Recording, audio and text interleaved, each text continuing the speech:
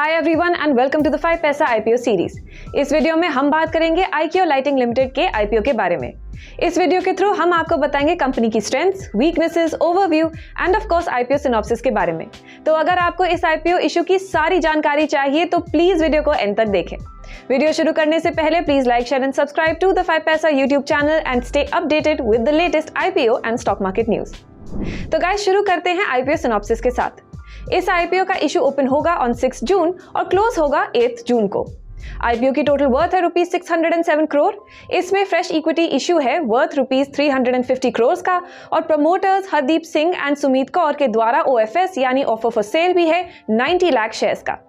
Price band set हुआ है from rupees 270 to 285 पर शेयर। 13 जून को शेयर्स अलॉट होंगे और 16 जून को आईपीओ लिस्टिंग डेट है। Motilal Oswal investment advisors private limited issue के बुक रनिंग लीड मैनेजर्स हैं। इस इशू के की ऑब्जेक्टिव्स हैं कुछ बोरोइंग्स की रीपेमेंट और prepayment, IQ solutions private limited की एक नई फैसिलिटी नोएडा यूपी में सेटअप करना end of course general corporate purposes. अब कंपनी की फंक्शनिंग के बारे में समझते हैं।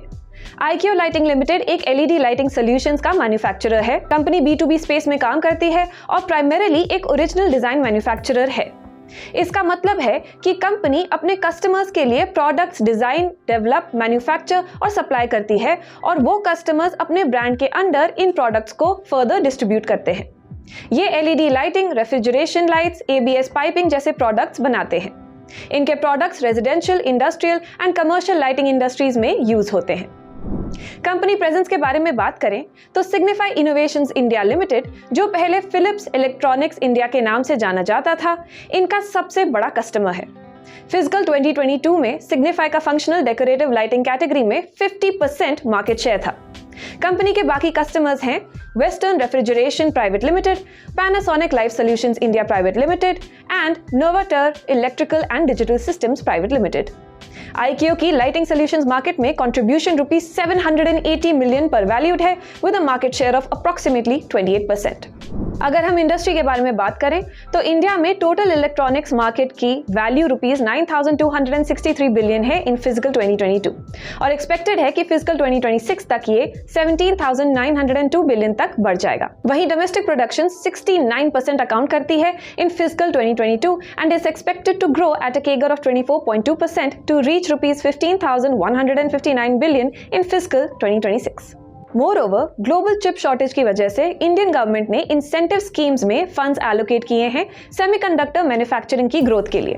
आईक्यू ऐसे इनिशिएटिव से काफी बेनिफिट्स उठा सकता है क्योंकि company semiconductors devices large quantity में यूज करती है। इन चिप्स को लोकली बनाने से इंडिया की डिपेंडेंस चाइना, ताइवान, जापान और यूएसए जैसी कंट्रीज पर कम हो जाएंगी।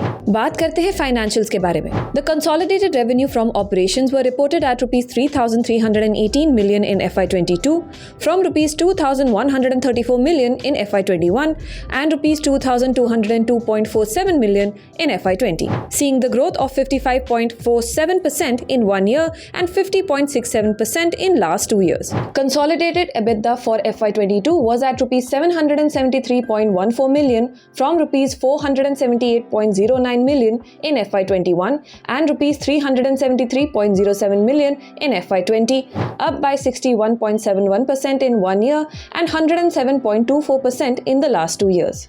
Consolidated expenses for FY22 were rupees 2,645.25 million from rupees 1,746.91 million in FY21 and rupees 1,916.52 million in FY20, up by 51.42% in 1 year and 38.02% in the last 2 years. The consolidated PAT for FY22 was at rupees 505.16 million from rupees 288.06 million in FY21 and rupees 214.07 million in FY20, up by 75.37% in 1 year and 135.98% in the last 2 years.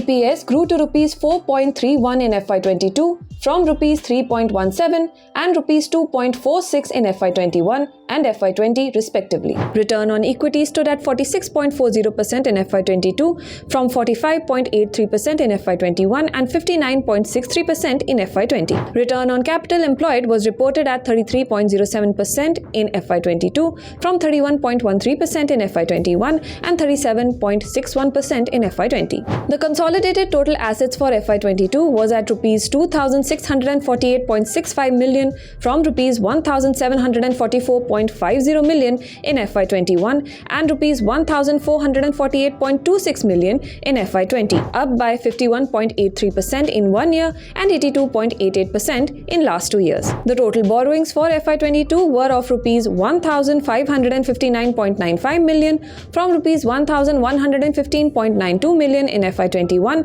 and rupees 1,089.27 million in FY20, up by 39.79% in 1 year and 43.21% in the last 2 years. इस section में company की strengths और weaknesses discuss करेंगे। शुरू करते हैं strengths के साथ। Company is poised to capture the growth of the LED market. Company का प्रोडक्ट बास्केट काफी डाइवर्स है और इनकी अपने क्लाइंट्स के साथ लॉन्ग टर्म रिलेशनशिप्स भी हैं। रिस्क की बात करें तो कंपनी का रेवेन्यू का एक मैसिव पार्ट सिग्निफाई इनोवेशन से आता है, जो इनका सबसे बड़ा क्लाइंट है। कंपनी इंपोर्टेड कंपोनेंट्स पर रिलाई करती है। कंपनी को ऑपरेशंस कंटिन्यू करने के लिए काफी वर्किंग कैपिटल भी रिक्वायर्ड है। गाइस, मेरी तरफ से फिलहाल इतना ही। अगर आपको ये वीडियो पसंद आया then do like, share and subscribe to our YouTube channel and don't forget to hit the bell icon for notifications. और हाँ, क्या आप इस आईपीओ के लिए अप्लाई करने वाले हैं? हमें कमेंट सेक्शन में जरूर बताएं।